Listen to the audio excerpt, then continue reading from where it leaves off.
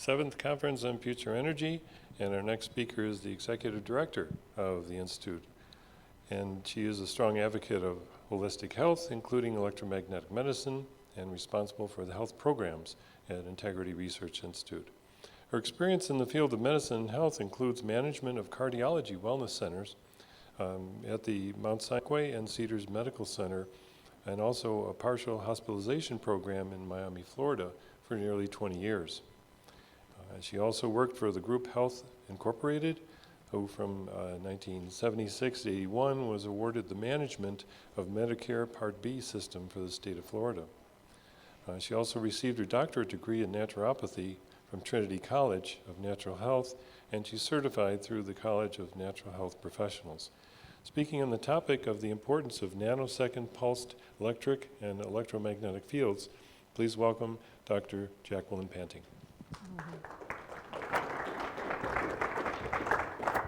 Thank you very much.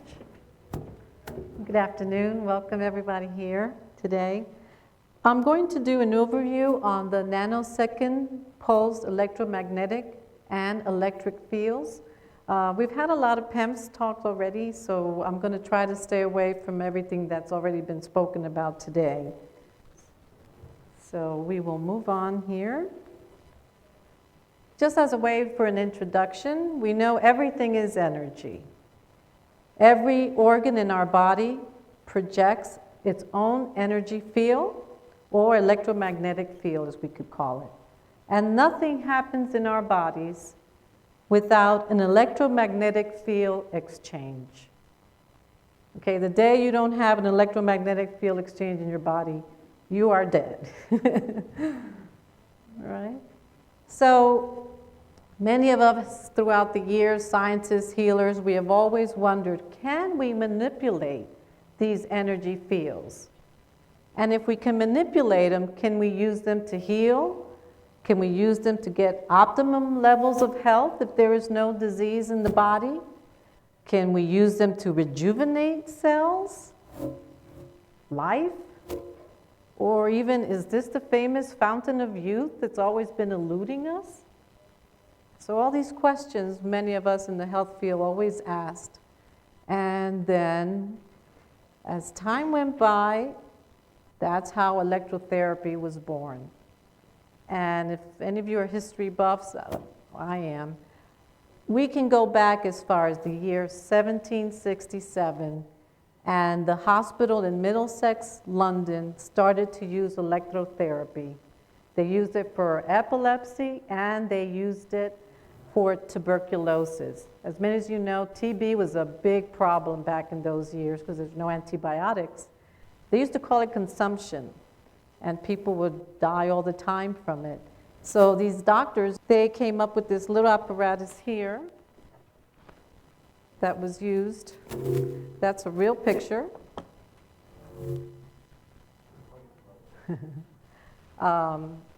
You can find a lot of these old-fashioned electrotherapy machines at this website, sciencemuseum.org.uk, because it originated in England, electrotherapy. And then it became increasingly popular all throughout Europe, Germany, all those countries there, and in the United States. And in the 18th and 19th centuries, they were just about everywhere. There were so many types and kinds of electrotherapy devices, even more than what you see today. It was just incredible how popular it became. And even there was colleges of electrotherapy that were opened all over to teach physicians on how to use these machines. So it was a very dignified, well-accepted form of modality for healing up till, the 1800s. If any of you really want to know more about the history of electrotherapy and the devices, I recommend these two books. This first one by Dean Curry, you can get it on Amazon, is very, very comprehensive. It has all the instruments, it has who made them, how they were made, what they did, has pictures, diagrams, circuits, and ours over here has also some history and also the current electrotherapy devices that you could find today. Now, what happens? The 20th century comes around, and all of a sudden, this has started to be branded as quack medicine. And this was mainly due to the Flexner report. It's this little booklet over here that you could see. I don't know if any of you are familiar with the Flexner report. Show of hands. Okay, so the majority do not know. The Flexner report was written by Abraham Flexner. He was a science management graduate from Johns Hopkins University. And he was tasked by the Rockefeller Foundation and the Carnegie Foundation to create a standard for medical schools. Because at the beginning of the 20th century, there were all kinds of medical schools. There was homeopathy schools, there was naturopathy schools, there were electrotherapy schools, besides the medical schools. And as all of you know, Rockefeller Foundation were the ones that invested in pharmaceuticals at the time. And they said to him, we have way too much competition for our products.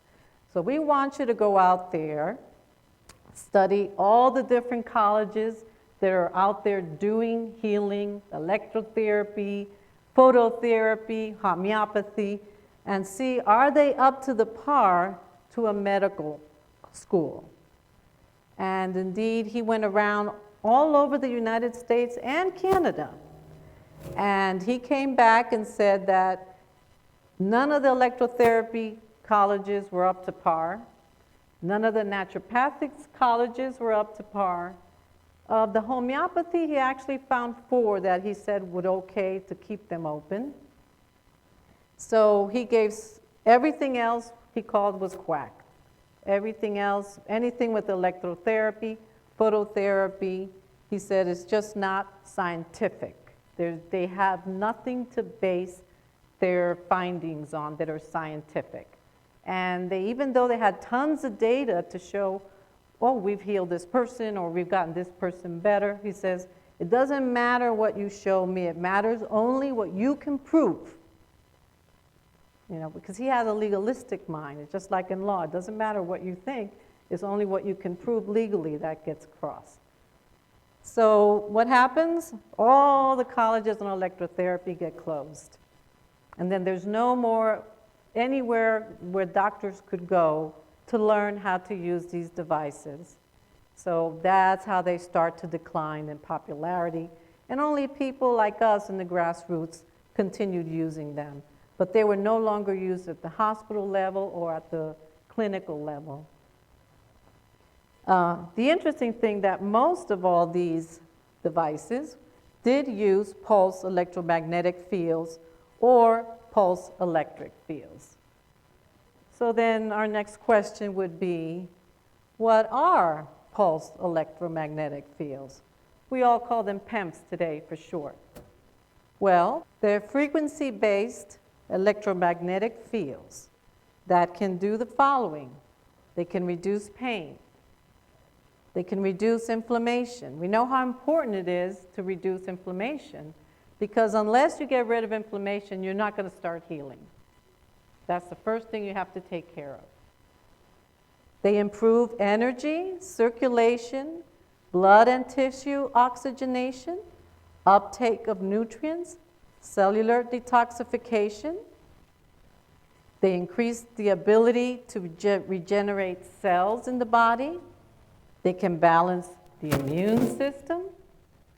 And the most important fact that I think that pulse electromagnetic fields have is that the body does not acclimate or get used to the healthy energy signals from these therapeutic devices, even if they're used for a long time. And that's because of their pulsed. Next slide. So, is PEMF quack medicine? Well, there's plenty of scientific scrutiny on them now, and there's over 3,000 articles just in the National Library of Medicine. Okay? So tons of research has been done, and tons of research have proven that they do work. Okay, the largest study that NASA ever did up to the year 2000 was on PEMFs because they want to use it for their space exploration program. As we all know, in space, there's no gravity, right? And what happens? Weightlessness. Your bones and joints and muscles degenerate. Thank you, Russell. So they need to come up with something to give those astronauts so they don't come back in wheelchairs, right? So they have lots of studies they've done on PEMFs because it's actually something they can use up in space. Now, Department of Defense, they use them all the time in the field. They use them in Iraq, they're using them in Afghanistan as 911 emergency devices because they work. The FDA has approved the use of PEMFs for all those fractures, all those bones that did not heal after they were even put together in casts. So and that was approved back in 1979. And the World Health Organization, WHO, has reviewed articles worldwide and found no adverse side effects. Can we say that about drugs? Okay? So there's plenty of scientific scrutiny now. Can we still call it, like Flexner did, quack medicine? I don't think so, not with all this scientific scrutiny. So then their next step is, what are nanosecond PEMFs and PEFs fields? Okay? They're very high amplitude, short duration of nanosecond, okay? Electromagnetic or electric pulse versus a smooth changing sine wave, just like we have here. See how smoothly that is changing up and down? Where here, you have a fast pulse up and fast down, fast rising, fast down. We have another sample we can show you. Same way there too.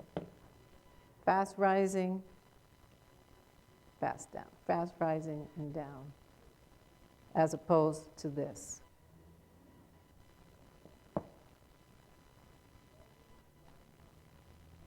Okay, so why am I making such a big deal about the nanosecond rising? Why is it so important? Well, to make it simply, all doctors will tell you, yeah, all cells have an on-off switch. Every single cell in your body. And studies now show that the nanosecond rising is the best for flipping the cell switch on and off so that the membrane's potential, the intracellular effects, calcium messaging, this is really important. We know how calcium is the one that creates all kinds of effects in the body once it gets in the cell. You need that. It has a C8, it's a 2+ calcium, and when the first protein gets into the cell, it lets calcium in, and calcium tells them what to do, all these other things. So all those can be manipulated with a flipping that cell switch on or off, importantly for whatever, whether you want to turn it on or off. It depends what you want to do. And most importantly, the intense, repeated exposures cause controlled cell death, apoptosis in cancers. Okay? So, next question begging here is, of course, for some of you may want to know, okay, what is apoptosis? It's cell death. And what's the difference with necrosis? They're both cell death. But there's a big difference. When you have apoptosis and the cell dies, there's no inflammation. Your body takes care of it. The phagocytes come in and eat it up, and there's no residual garbage, let's put it that way. But in necrosis, which is always triggered by either disease or external factors, injury, trauma, there's always inflammation left. And the cell doesn't get eaten up or disposed of, it just lingers there. And it causes all kinds of inflammation. That's the difference.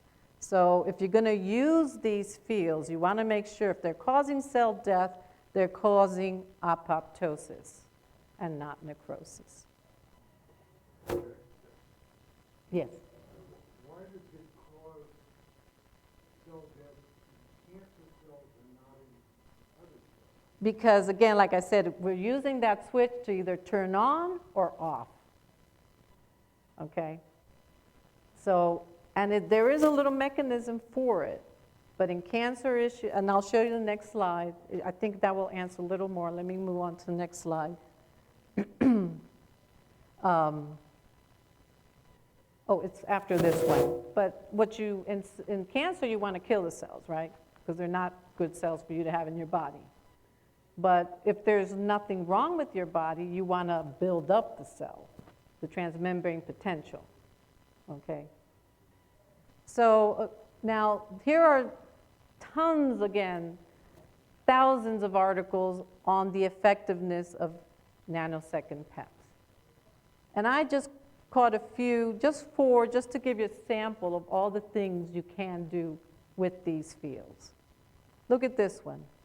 Diverse effects of nanosecond pulse electric fields on cells and tissues. So here we are, you can use them both at the molecular level and at the tissue macro level. Also, gene electrotransfer is enhanced by nanosecond pulse electric fields. Gene therapies using all the PEMF fields and the PEP fields to do electrotransfers. You can regulate intracellular calcium with nanosecond pulse fields. And in cases with cancer, you have apoptosis targeted stimulus with these fields. In this case, it was done on squamous cell carcinoma, which is a skin cancer. And here are all the references for all those of you who would like to copy them. They're also on our website to show you. So I just wanted, visuals always say 1,000 words.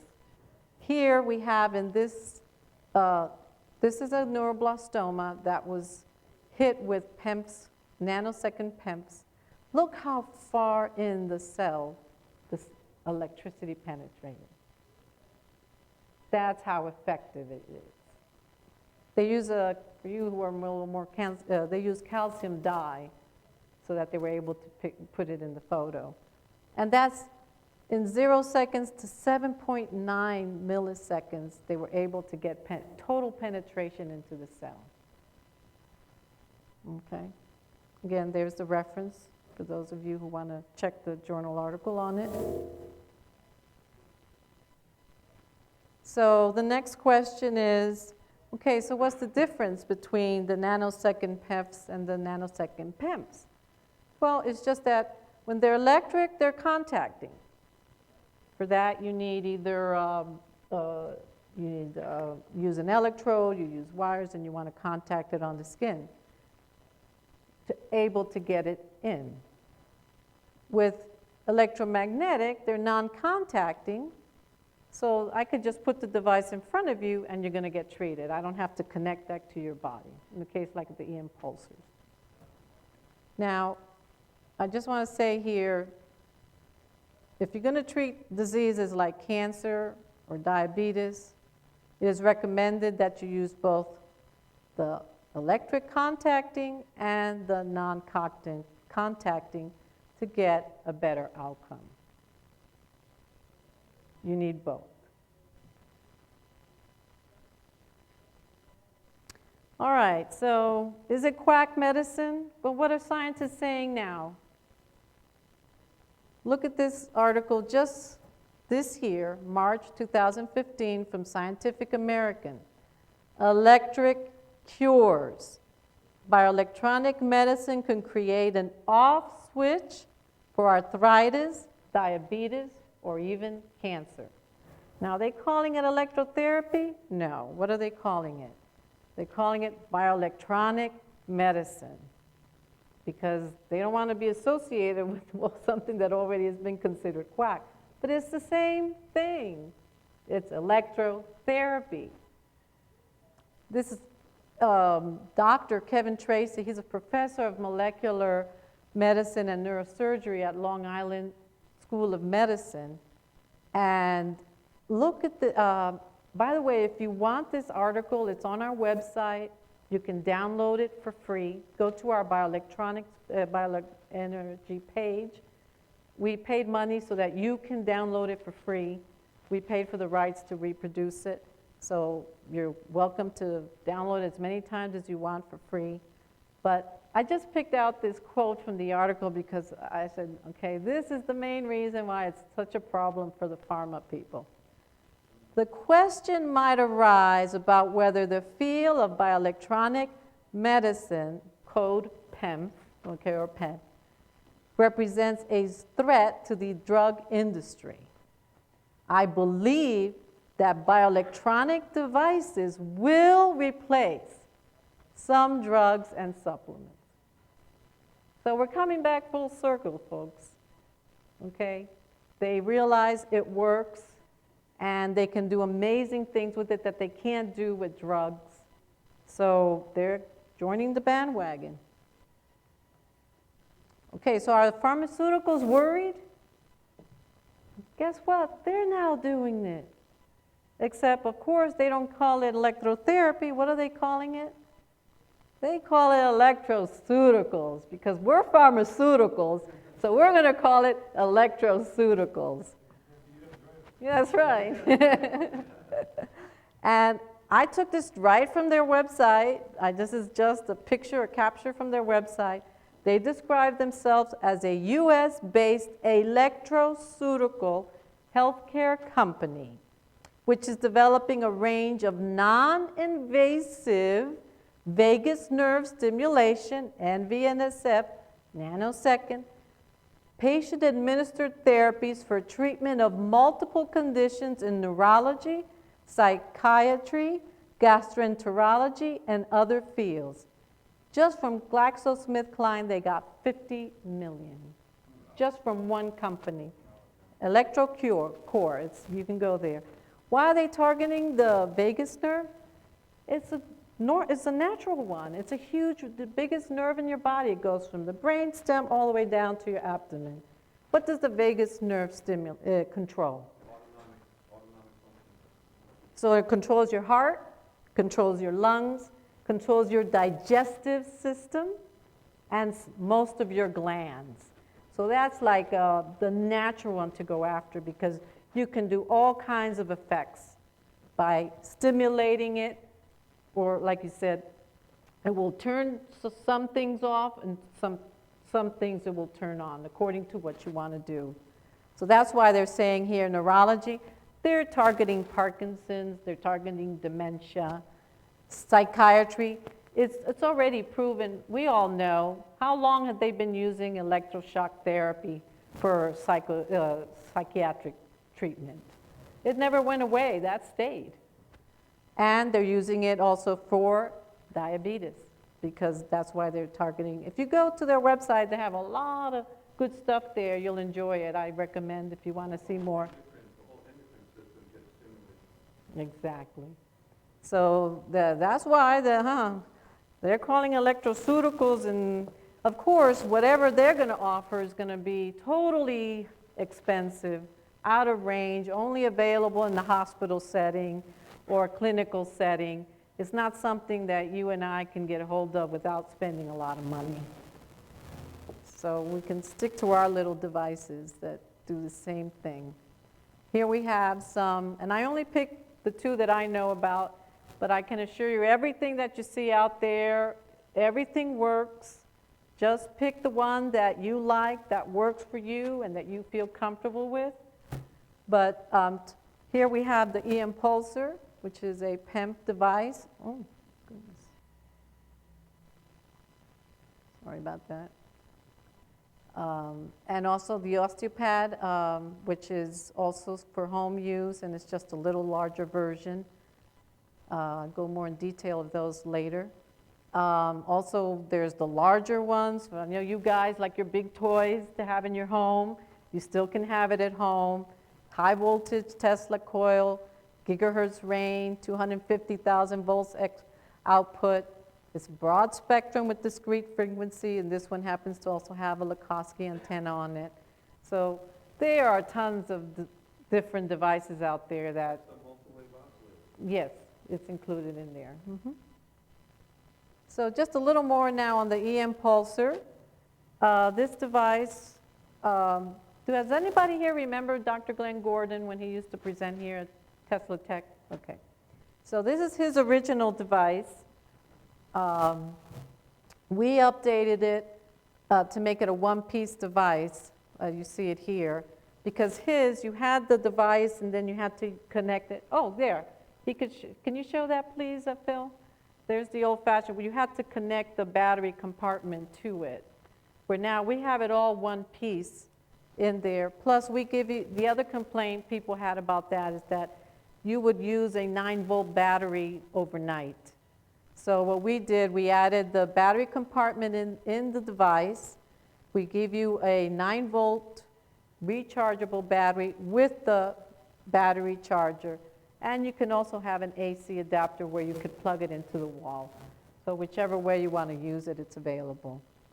It is a nanosecond PEMF device that activates the heat shock protein 70 within 10 minutes.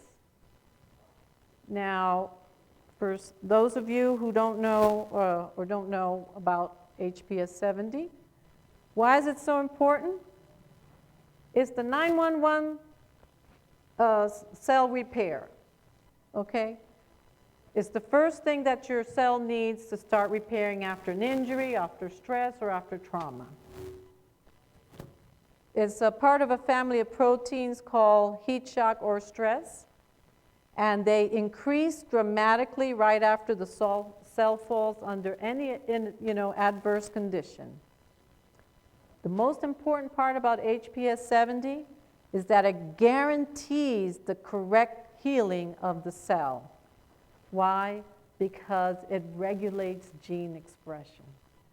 It tells the genes, have this cell go on, we need a cell for this, we need a cell for this, this is what we need. So because it regulates that, that's why it makes sure that you get a correct healing of that one cell. This is a nice diagram that I took from this book, just so that you see what it looks like. Here they are, the HPS 70, coming out of the ribosomes. Ribosomes are organelles in all your cells that are responsible for producing proteins. Whatever protein your cell needs, it comes from the ribosomes. So the ribosome here, that's why you see the HPS 70 coming out of the ribosome and doing its job, whatever it has to do.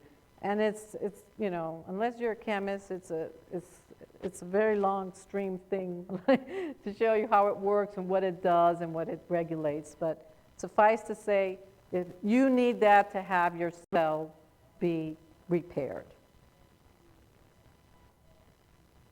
Now, Dr. Gordon's recommendations for the impulsor, well, the same for all the PEMF devices that we saw before. It's great for inflammation and pain, bite stings and trauma, arthritis, muscle injury, neuritis, neuropathy, carpal tunnel syndrome, tissue healing for us women for menses and childbirth pain, nerve repair. It's really good if you ever had the shingles. Fracture healings, heart disease. This is the reason why Dr. Gordon invented the e-impulsor, because he had myocardial ischemia. He needed a heart transplant. And he said, I'm going to invent a device that will regenerate the muscles in my heart that have been damaged from heart attacks. And he had worked in the Navy and had access to a lot of PEMF information and journal articles. So he being a medical doctor, he was able to put the 2 and 2 together and work with an engineer to develop this device. And as you know, he said, he always wore it. He always wore shirts that had a little pocket next to the heart because his little device was always in there. And he wore it and survived almost 20 years and never had a heart transplant. And after a year of using his device, he got so well, he was able to do heavy exertion, which before he could not do. And he biked. He bicycled and cross country. And he would stop at radio shows and radio stations and talk about his device as he went along all over the United States. He started in Seattle, where he was from, all the way to the East Coast. That's how well he got with his device. He used it all the time, but it worked. So that's why it also works for strokes, because it's the same thing. It's ischemia. Ischemia means very limited blood flow to your cell.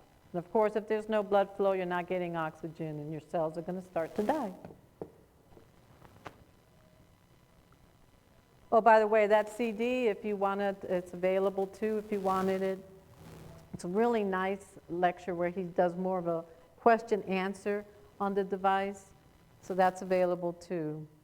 Now, the osteopad, we designed this one because we kept getting calls from people saying, yeah, we love the impulsor, but you know, I want to treat large areas of my body. I got to keep moving it and getting up in the middle of the night to move it and place it somewhere else.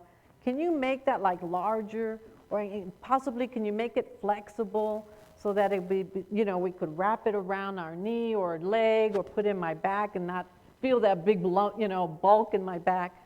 So we said, oh yeah, that's an idea. So when we created this little pad, same principles, the impulsor, same circuitry in there, nanosecond rising, so it activates the SPS 70. So, and people love it and they sleep with it, they put it on their mattress pads, and it worked great. But in addition, what we did add a magnetic field of a triple toroid in there, and you see them here, so that you get, there's 6 pancake coils in it, and in a very flexible, totally flexible circuit. I mean, you could bend it completely and you wouldn't hurt it. It's really neat. And getting great results with it as well. Yes? It doesn't matter which side. It doesn't matter, no. Because you put it any side you want, yeah. And it's tremendous for osteoporosis. And actually, we also followed up on that because Dr. Gordon also got a lot of calls and requests from people. He said, can you put a bunch of e-impulsors together so that we could treat the whole body? So that's how he never did get to do it. And then we did realize we got to give him credit. It was his original idea. So now you're going to be starting to wonder, well, what's the difference between PEMFs and magnetic fields? Well, PEMFs are frequency-based. Magnetic fields are static, fixed strength. Okay? The body does not get acclimated, like I mentioned before, to energy fields of PEMFs, even if you use them for a long time. You do with magnets. And the other thing about magnets, they tend to have shallow penetration, and they rarely treat your whole body at the same time. PEMFs can do that. However, if you put them both together, they work wonderful. There's a synergistic effect that you wouldn't get with no other way, and it's highly beneficial. You get much better results. So why not put them together? They work great together. All right, so where are we moving to? Looking ahead here, because of course, we're looking at electrotherapy that's coming back from 1700s, 1800s, 1900s, 2000. So where can we go with these? How far can we take them now into the future? Well, we all know what's the trend in tech today? Everything is wearable, right? Nano. There's all the venture capital people have predicted that there'll be 19 billion in research by 2018 on wearables. Here we have a guy who's totally suited in wearables. We know about the Google glasses where you had access to the internet. You right off, you say you didn't have to move a thing. You got it right there to look at. You got people with conductive clothing that will charge any of your devices, like your cell phone, conductive material on this here. I thought this was really neat. You have GPSs in your shoes. One tells you the distance, the other one tells you how far, the direction you have to go.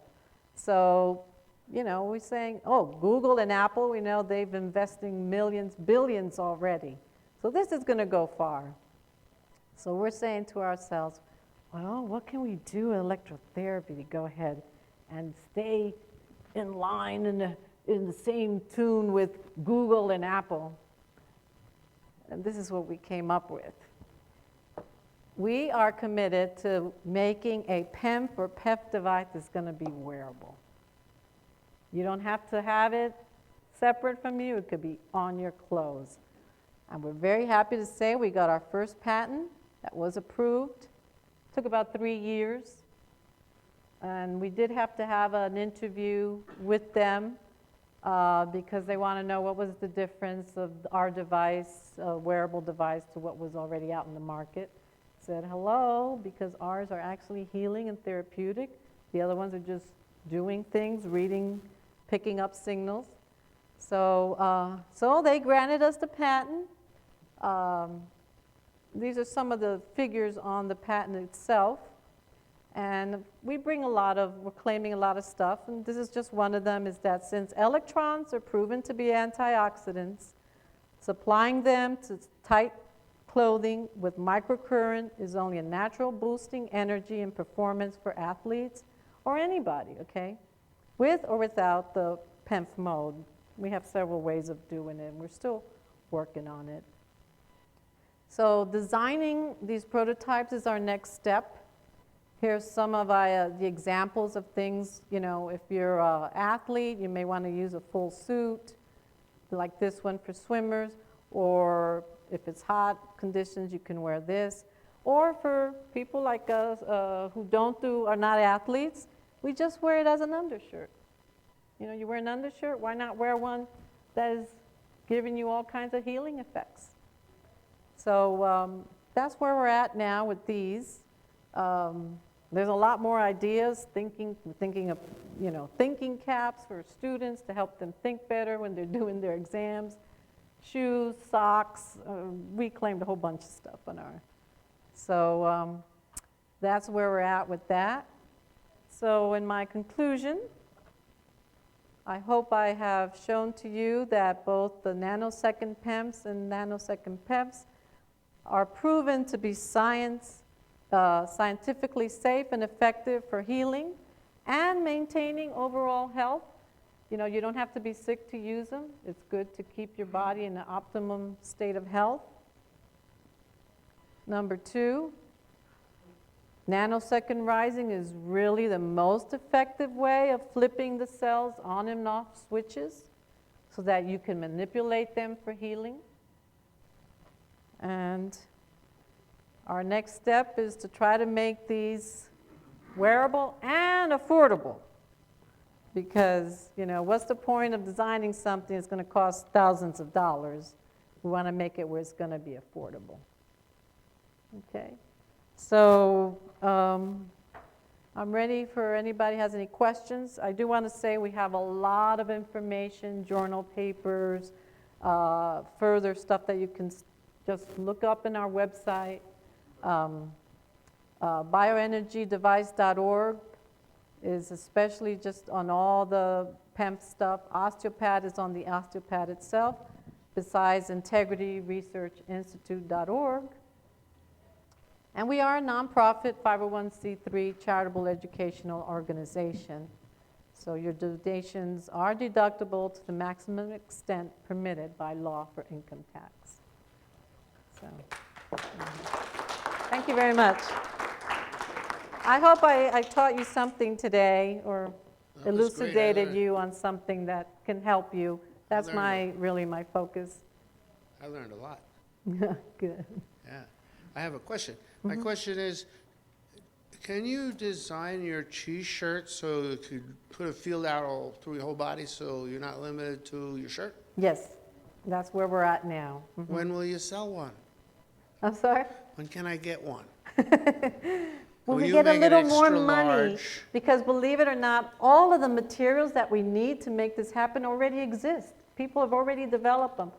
But just to get even samples, they're very, very expensive. So yeah, I mean, my hope is, you know, next year we can give away samples to people here and try them and let us know how you feel or how, you know, you could have speakers talk for 5-10 hours now on a topic because, hey, all the critical radicals is being taken care of, quenching it, keeping that TMP high. It leads me to ask you another question. Yes. Are you thinking of giving them away with or without batteries? And where will we put the batteries? Oh, no batteries included or needed. What do you have in mind for batteries? Right, we're going to use a lot of piezoelectric effects. Yeah. Mhm. We have, so Please- much, I mean, Please put me down for beta test. I will. We'll put you all down for beta testing. Yes, please come to the microphone so everybody can hear, yeah. So you're talking about nanosecond, we're talking just the rise time? Yes, just the right. What is the operating frequency? I mean, sorry? what is the actual pulse rate or operating They can frequency? be all kinds, as long as So they're it could be- nanosecond. Yeah, he may be able to answer that better for you. Oh, okay. Only 250 hertz? Oh, wow, that's not even. So Right, you've got a very narrow pulse width. In other words, you've just got a tiny pulse and it's the rise time that is It's- effective. the rise time is the factor. Well, and the fall time too, yeah. Yeah, ELF is great. ELF is great for all kinds of, I know in the past, you know, remember the days of psychotronics, ELF was always for the negative and bad stuff of, you know, mind control and stuff. But if you use it right, it's great for all kinds of healing. Well, 250 is not exactly ELF, but it is Well, kind of not low that on the one, low right, end of right. things. What about, you didn't mention LEDs, but Oh, LEDs are great too. I mean, I just So- stuck to this, but LEDs, especially in the 630, you know, nanometer size, right. they do amazing things. What about using that in a pulsed mode Yeah, or put just 'em together. continuous or Put 'em to- continuous? Put them together. Yes, we have found you mix things, there's synergistic effects and all these things are amazing. I mean, I can go on and on and on. I didn't want to make it so like all over the place, you know, but because that's another lecture, really. It's another lecture because there's so many things you can do with lasers too. It's great. Yeah. You might go to if you're interested. It's called Light Relief Pump. It's a $75 device, works for years. It's a little pad, LEDs, and you have about 4 different frequencies you can pick. Includes infrared and visible. Lightrelief.com. I couldn't tell for sure if it was my imagination, but I had experimented with LED arrays in 660, 880, and 940 nanometers. Oh, yeah, we talked about that. And, you know, it felt effective. And then I decided to go to a cheap Chinese Yeah. website and got a little 3-watt red LED flashlight. You know, it's got a focus lens just like a regular We flashlight. did too. Okay, so yeah, You get a whole yeah, bag, I mean, like 100 of them for like $2. Yeah. Yeah, Well, this from was you know China. the more powerful ones, but you know on a small scale, on a low wattage, it would still do it. But Yeah. my dad was having problems with his feet healing because of poor circulation, and the doctors couldn't do anything. They were talking amputation, right? Yeah. That's their answer to Yeah, because you everything. got Cut the and burn. necrosis. There's necrosis, inflammation, and So- you can't stop it. I sent him one of these flashlights, a lithium battery, a long 18650 lithium battery and a charger, and he started applying it every day, and sure enough, he started getting circulation again. And the doctors were so disappointed that they didn't. Yeah, they were getting ready to chop that up, right? Yeah, I They mean, love that's what that, they had it scheduled, and I've had similar things with other techniques that I've used where they have surgery scheduled. I even had an MD once that had surgery scheduled for a back rotator cuff. And I have some water that is magically adapted and gave him some of that.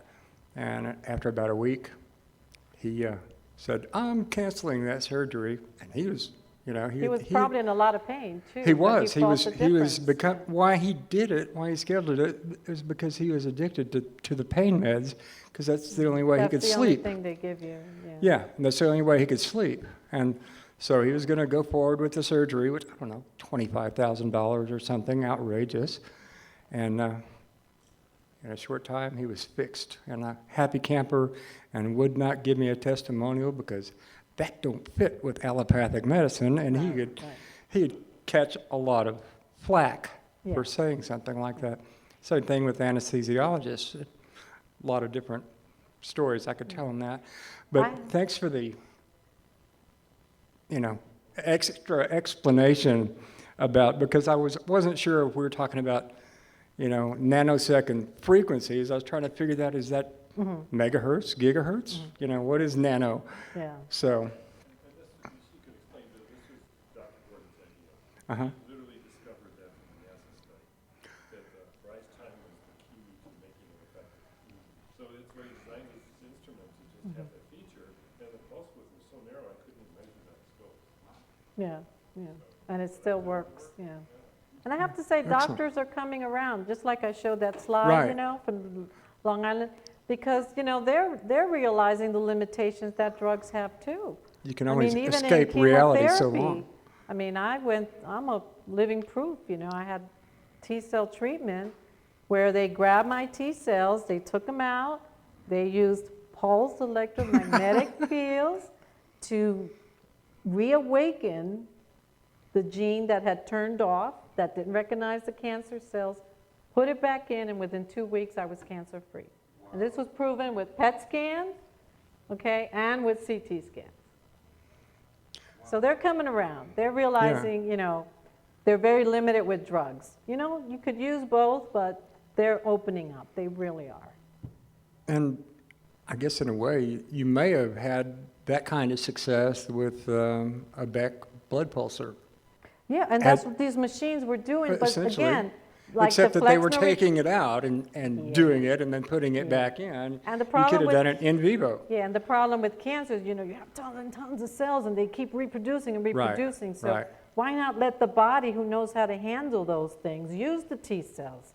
And try to shut off the communication that the Exactly. cancer cells. Start it up again. Your body's been doing it for thousands and thousands of years, hundreds of thousands. Without any help from the So primates. they know what they're doing. They just need to be fixed. And hey, you use the electric fields to do that? I mean, how easy is that? I found it to be really It's simple. remarkable. You don't even have to be a rocket scientist. No, you don't. Thanks. I know you had a question. Sure. Hi, great Hi. presentation. Thank you. In the abstract for your presentation, there was mention of the NASA study Yes. using PEMF to elevate the VEGF growth factor. Could you talk about that a little bit? Oh, I wish I had that, but they discovered that if they were giving these impulses, they got the calcium channels activated. So even though they're not creating piezoelectric effects by walking, the stress on there, they could still open up the calcium channels to get the osteoblasts, which are the cells that create the bones, start developing and being created again. So that's why they're great for the astronauts, because they're in weightlessness. They can't do any stress on the bones while they're up there. So you have the little machine that's pulsing them and opening the channel, say, oh, calcium channel coming in. Okay, osteoblast time. They start making the osteoblasts. Yeah, it's incredible. It's something, everything is always simple once you know it, right? But until you get to know it and to study it, it's like, how does it happen? And our bodies are these amazing machines. I mean, I don't know if you ever have time on the internet, there's so many videos now showing the cells, how they communicate, and how they're walking, they're traveling in the bloodstream, and how one cell meets another, and they connect, the neural receptors, and they say, hi, who are you? Oh, I'm a T cell. And who are you? I'm a blastocyst, And then when the cancer cells, they're very smart. They evolved so well because they've been around as long as we have, right? We all have cancer cells in our bodies. It's just that the T cells are taking care of them. They're very smart. They say, oh, how am I going to get away from this T cell? So they put on a disguise. They put on a protein out of them, showing them to be anything but a cancer cell. So the neuroreceptors come by, the T cells come, who are you? Oh, I'm a neuroblast cell. But in reality, he's a cancer cell. So they, oh, okay, bye-bye, and they move on. They don't attack it and kill it. So that's why the T cell therapy is going to be big in the next 10 years for cancer therapy. They've had an article out recently, I saw on the internet, that shows that, especially in later stages of cancer, chemotherapy does more harm Absolutely. I had 7 years of chemotherapy, okay? And let me tell you how chemotherapy works. It works great the first time, okay? And it'll get rid of 98% of your cells that are cancerous. But there's 2% left. So those 2% that were resistant to that chemotherapy start to multiply again, okay? So then a year goes by or 2 years and you relapse and you got cancer again. So the therapy, the chemotherapy you had the first time doesn't work anymore. They give you another kind of chemotherapy. That one comes in, it takes care of it. It will kill 95%, 85%. And then the ones that are left are resistant to that. And then what happens? In a year or two later, they come back again too. And you got cancer again. You're relapsed. I lived this for 7 years. And you can't eat, Right. and no appetite. Oh, it's, well, that's, Don't even you know, talk it's to her just about that. Yeah, I mean, you know the quality of Gave her life that you cheesecake have every with night, it and too. she still wasn't But the eating. main thing to remember is that eventually there will be cancer cells that are resistant to any kind of chemotherapy that is out there, and you will not be cured. And on top of that, now you have all the chemotherapy side effects that have done damage to your good cells too. Yeah. So you have less chances of getting healed or cured. And I used all these devices. These devices kept me alive, okay? And pain-free. But they didn't cure it. So I had to look for other things. And I knew to look for things that were going to work again at the cellular level that were not chemotherapy. And that's how we found the T-cell treatment. It's just amazing. It's still in clinical trials, but I took the risk because my quality of life was so awful that I said, I got nothing to lose. It'll kill me fine. I don't want to keep living like this anyway. So, yeah, they're turning around, folks. There's no doubt. But, you know, for anything else, electrotherapy is wonderful. And all the devices you see out there, they're all wonderful. They all work. It's just that we're all different. And according to what our health issues are, pick the one that works best for you. That's all I could say. Okay? Okay. But it's very not much. quack medicine. Thank you very much. Thank you.